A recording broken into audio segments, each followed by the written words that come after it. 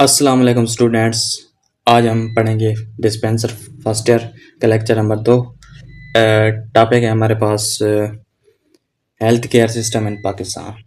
ठीक है ना।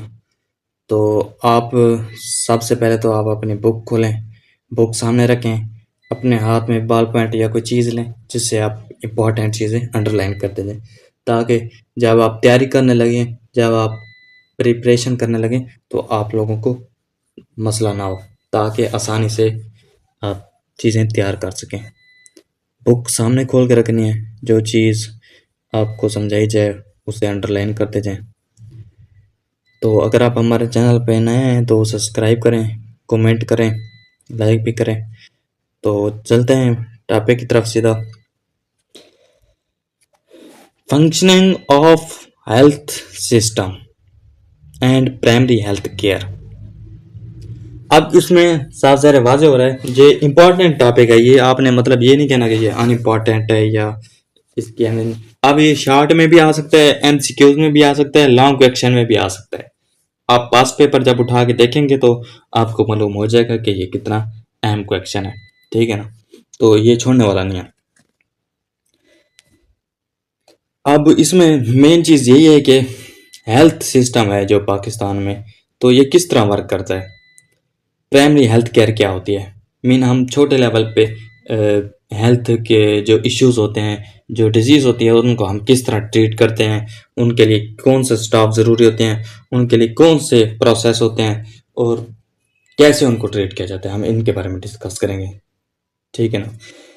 सबसे पहले हम पढ़ते हैं प्राइमरी हेल्थ केयर होता क्या है। अब ये शॉर्ट क्वेश्चन है, इस ऊपर लिख देना एस, एस से यानी शॉर्ट क्वेश्चन। ठीक है ना। वैसे लॉन्ग में भी आ सकता है कि define primary health care system और इसकी मतलब डिटेल बताएं, तो इस तरह लॉन्ग में भी आ सकता है। अच्छा, primary health care is essential health care made universally accessible to individual and families in community by means acceptable to them through their full participation and at a cost of the community and country and afford। Primary health care system क्या है, इसकी मफहूम, इसकी वजाहत ये है कि अब ये ना मतलब कि इनफरादी तौर पर ट्रीट करता है। मिसाल के तौर पर अब आप किसी यूनियन में रहते हैं, आप हॉस्पिटल में जाते हैं वहाँ ट्रीट कराने, तो वो क्या है किसी मतलब कि इंडिविजुअल यानी अकेला बंदा जाएगा उसको ट्रीट कर देंगे। अगर आप फैमिली लेके जाते हैं, आपका छोटा मोटा मसला है, तो वो आपको ट्रीट कर देगा। इसे हम कहेंगे, क्या कहेंगे, प्राइमरी हेल्थ केयर। ठीक है ना। अब इसमें कहता है कि कंपोनेंट्स ऑफ द पीएचसी यानी प्राइमरी हेल्थ केयर के कंपोनेंट कौन कौन से हैं, कौन कौन से कंपोनेंट्स हैं। तो ये भी शॉर्ट क्वेश्चन के लिए अहम है, लॉन्ग के लिए भी अहम है, तो इसे भी अंडरलाइन कर लें। अच्छा, अब इसके कंपोनेंट्स ये हैं कि promotion of food supply, water supply and sanitation. अब इसका काम क्या है, फूड भी सप्लाई करेंगे, वाटर भी सप्लाई करेंगे और सैनिटेशन भी करेंगे। Education of about prevailing health programmes, method of preventing and controlling them. जो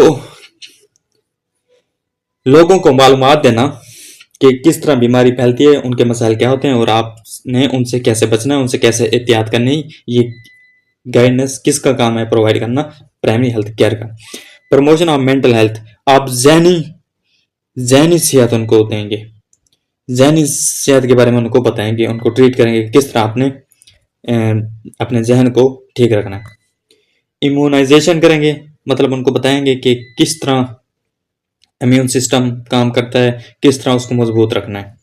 mother child health and family planning, आप उनको फैमिली प्लानिंग बताएंगे कि आपने फैमिली किस तरह रहनी है, आपने किस तरह आगे वो मतलब जो मेल फीमेल का रिलेशन होता है, हस्बैंड वाइफ का, तो किस तरह आप आबादी कंट्रोल कर सकते हैं, इन चीज़ों के बारे में आप बताएंगे। प्रोविजन ऑफ एसेंशियल ड्रग्स, आप उनको अच्छी अद्वियात फराहम करने की कोशिश करेंगे। Treatment of common disease and injury, जो छोटी मोटी बीमारियां हैं आप उनको ट्रीट करेंगे और छोटे मोटे जख्मों को भी आप ट्रीट करेंगे। कंट्रोल लोकली एंडेमिक डिजीज, जो छोटी मोटी बीमारियां लोकली तौर पर हो जाती हैं, वो भी प्राइमरी हेल्थ केयर के बारे में आ जाता है कि ये उनको ट्रीट करेंगे। तो ये हो गए हैं क्या बोला, कंपोनेंट ऑफ पीएचसी, ये इसके कंपोनेंट हैं, ठीक है ना। अब आ जाता है प्रिंसिपल ऑफ पीएचसी, पीएचसी के प्रिंसिपल क्या है, तो ये लिस्ट ये लॉन्ग में आ सकता है। Define primary health care system and right the principle of the primary health care system. अच्छा, पहला इफेक्ट पढ़ेंगे हम इक्वालिटी और equitable distribution of health service. इस बारे में क्या कहता है, कहता है कि everyone is essential care health care according to need health care but according to the need people of relative ability because need always different for different people। अब इसमें यही कह रहा है कि मुख्तलिफ लोगों को मुख्तलिफ बीमारी होती हैं तो उनको मुख्तलिफ तरीके से ट्रीट करना होता है। इफेक्टिवनेस यानी असरअंदाज होना चाहिए, जो मेडिसिन दे रहा हो या जो ट्रीट करने वाला हो उनके ऊपर, उनके जहन के ऊपर असर करना चाहिए, कि उनको तसल्ली दिलानी चाहिए कि हाँ वाकई आप ठीक हो जाएंगे। अच्छा, it should have favourable effect, ये मरीज के हक में फेवरेबल होना चाहिए, ठीक है ना। It should extend underlying problems has been prevented of और एलिमेंटेड, जो मसले मसाइल हैं डिजीज के उनके बारे में जो प्रिकॉशन होते हैं उनके बारे में बताएं पेशेंट को।